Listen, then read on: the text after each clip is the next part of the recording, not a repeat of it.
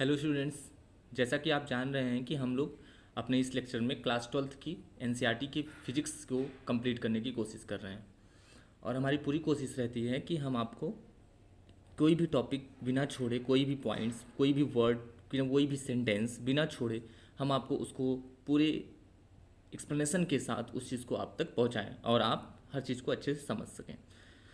मेरा इंटेंशन आपको ये एनसीईआरटी को कंप्लीट रीड कराना रहता है और पूरी अंडरस्टैंडिंग देना रहता है, जिसके लिए मैं छोटे छोटे वीडियोस के रूप में, एक एक टॉपिक के रूप में मैं इस वीडियोस को अपलोड करता हूँ, ताकि आप खाना खाते समय या फिर during the free time of yours, ठीक है, आप इस वीडियोस को नॉर्मली देखकर आप धीरे धीरे हमारे साथ अपनी एनसीईआरटीज़ को कंप्लीट कर लें। ठीक है, तो इसके लिए प्लीज़ हम काफ़ी एफर्ट कर रहे हैं, आप भी हमारी हेल्प कर सकते हैं, जिससे हम और भी अच्छे वीडियोस या फिर और भी टॉपिक्स को आप तक पहुंचा सकें। ठीक है, तो प्लीज़ आप हमारे वीडियोस को लाइक, शेयर और सब्सक्राइब करें और जो कुछ भी आपसे हो सकता है प्लीज़ हमारा सपोर्ट करें, ताकि हम आप तक और अच्छे से इस चीज़ को पहुंचा सकें। ठीक है, तो चलिए आज हम लोग स्टार्ट करेंगे पेज नंबर 13 एनसीईआरटी के बुक में, जो कि है example number 1.2।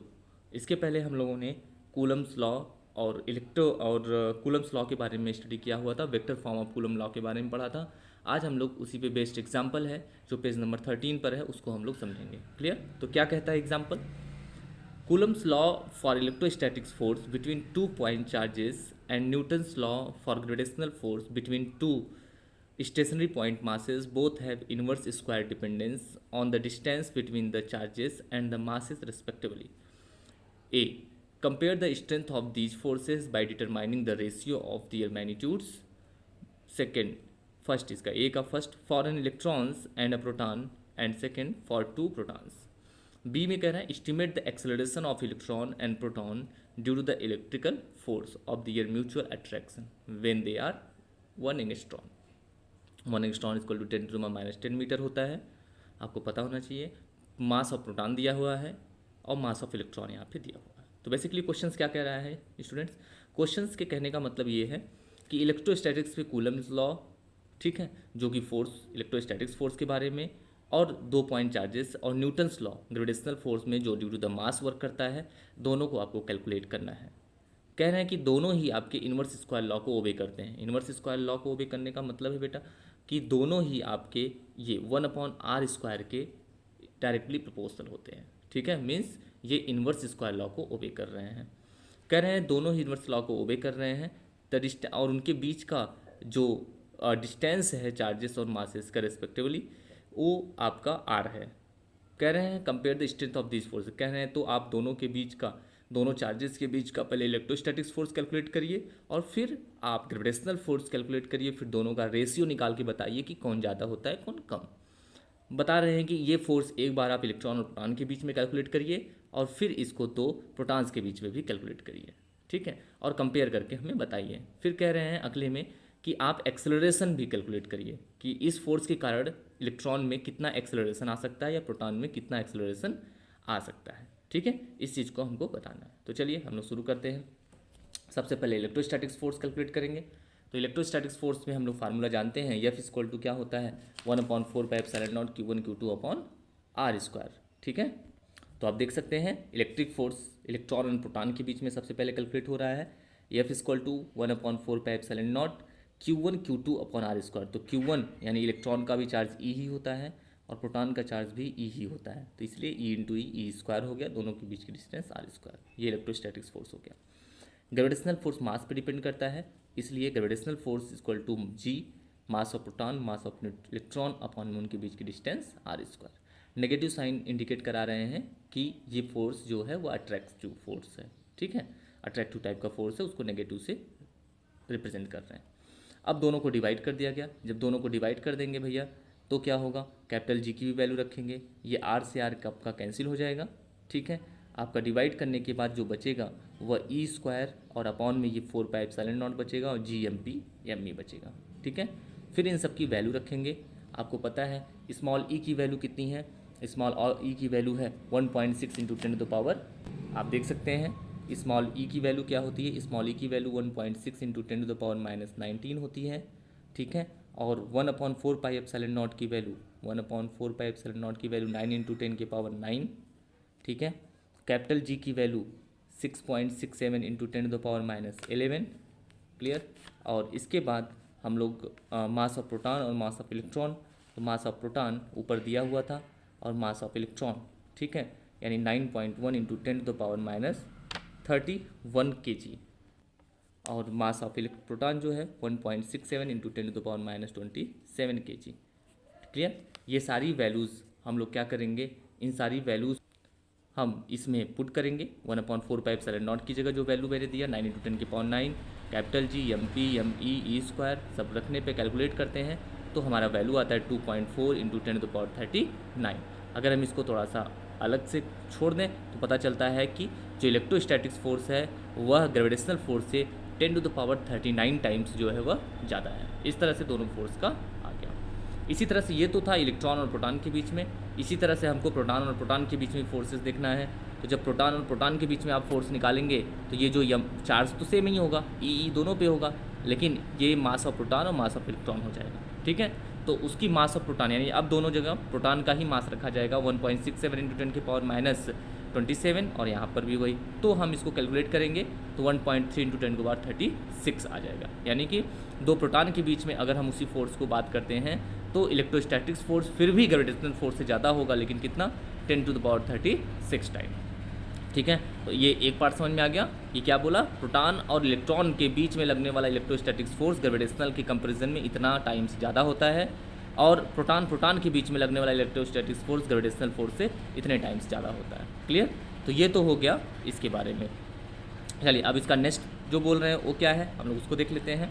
However, it may be mentioned here that the sign of the two forces are different for two protons. The gravitational force is attractive in the nature and the Coulomb force is repulsive.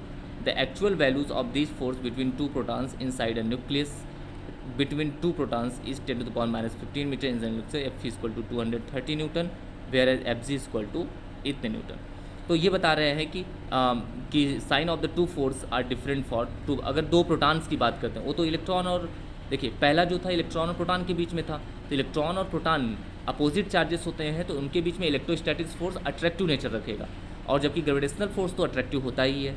वही जब proton और proton के बीच की बात करेंगे तो यहाँ similar charges हो जाएंगे, तो इलेक्ट्रोस्टैटिक्स फोर्स जो होगा वह रिपल्सिव हो जाएगा, लेकिन ग्रेविटेशनल फोर्स अभी भी अट्रैक्टिव होगा, क्योंकि ग्रेविटेशनल फोर्स अट्रैक्टिव ही होता है। तो वही बता रहे हैं दोनों फोर्स जो होते हैं वह आपके अपोजिट साइन रखते हैं, और दोनों के बीच में यानी प्रोटॉन और प्रोटॉन के बीच में लगने वाला इलेक्ट्रोस्टैटिक्स फोर्स जो है वह 230 न्यूटन लगभग अबाउट होता है, और ग्रेविटेशनल फोर्स अबाउट इतने न्यूटन होता है, ठीक है, प्रोटॉन और प्रोटॉन के बीच में। ओके, दोनों का रेशियो डायमेंशनलेस होता है, जिससे पता चलता है कि जो इलेक्ट्रोस्टैटिक्स फोर्स होता है वो ग्रेविटेशनल फोर्स से कहीं ज़्यादा होता है, ठीक है, यही बताया गया इसमें।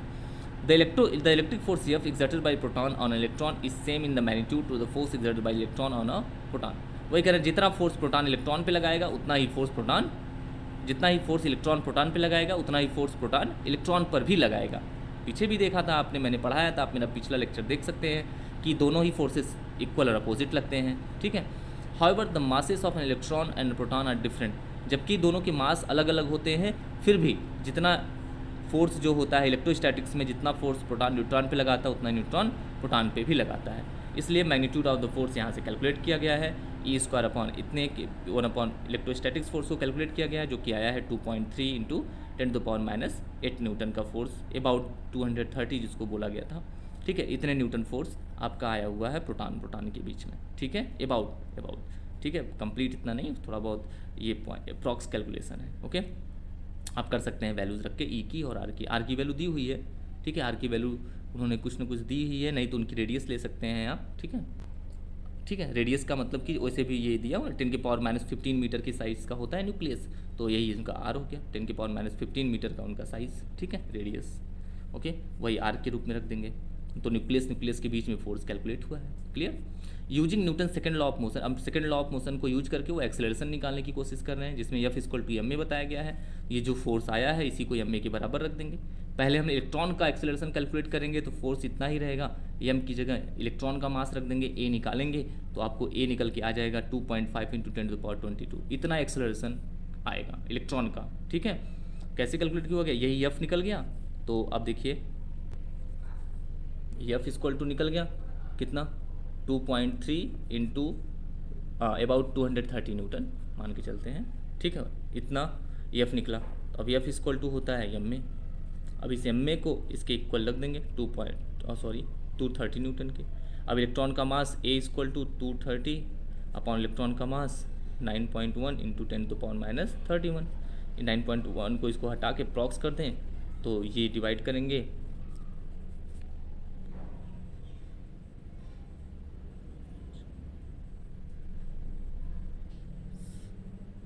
ये इंटू 10⁻13 अबाउट इतना आ रहा है, ठीक है, ठीक है।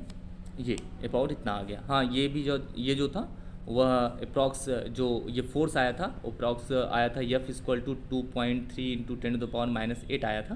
तो इसलिए इसको सॉल्व करेंगे तो 2.5 और यहाँ पे 10⁻8 लगाएंगे तो ये एक नई वैल्यू 10⁻8, तो ये एक नई वैल्यू आपको दे देगा। यानी इतना एक्सेलरेशन यहाँ पे आपका कैलकुलेट। आप देख सकते हैं ये फोर्स जो था वह 2.3 इंटू 10⁻8 था, तो उससे डिवाइड किया था तो ये एक्सेलरेशन आ गया, ठीक है। इसी तरह से जब हम प्रोटॉन का एक्सेलरेशन निकालेंगे तो हम प्रोटॉन का मास रखेंगे जो इलेक्ट्रॉन का मास हमने रखा था, तो डिवाइड करेंगे तो ये इतना आ जाएगा। अब हमारा एक्सेलरेशन ऑफ ग्रेविटी कितना होता है 10 मीटर पर, ठीक है।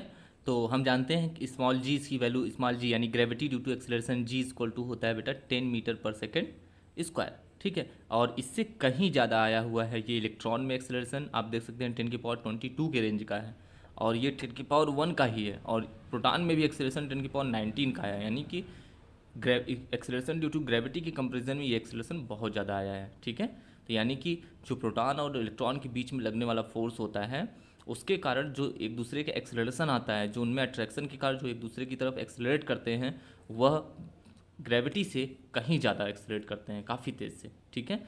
तो ये कंपैरिजन किया गया है इनके एक्सेलरेशन को एक्सेलरेशन ड्यू टू ग्रेविटी से भी, ठीक है। तो इस तरह से इसमें बेसिकली यही पूछा हुआ था क्वेश्चन में कि अगर एक प्रोटॉन और एक इलेक्ट्रॉन है तो दोनों के बीच में ग्रेविटेशनल फोर्स और इलेक्ट्रोस्टैटिक फोर्स में कौन ज़्यादा है और कितना, और प्रोटॉन के बीच में भी यही चीज़ पूछा गया था। तो आपने देख लिया, ये एग्जाम्पल हो गया जो कि एग्जाम्पल नंबर 1.2 था, ठीक है। और अब हम आगे पेज नंबर 13 था, अब नेक्स्ट पेज पे हम लोग अगले वीडियो में पढ़ेंगे। Thank you. प्लीज़ आप हमें सपोर्ट भी करिएगा और शेयर और सब्सक्राइब जरूर कर दीजिएगा। और कोई भी अगर आपको प्रॉब्लम हो तो आप कमेंट कर सकते हैं, मैं आपके लिए अलग से भी वीडियो बना के अपलोड कर सकता हूँ। आपको जिस लैंग्वेज जैसा भी वीडियोस चाहिए, लैंग्वेज तो नहीं, लैंग्वेज तो ओनली हिंदी एंड इंग्लिश मैं दे सकता हूँ। बाकी आपको अगर समझ में आए तो ठीक है, थोड़ी क्लियरेंस नहीं रहती हमारे वीडियो के लिए, उसके हम आपसे क्षमा चाहते हैं कि ठीक है, जैसा भी मेरे पास है जो कुछ भी मैं उस हिसाब से बना रहा हूँ। तो प्लीज़ सपोर्ट करें guys. Thank you so much.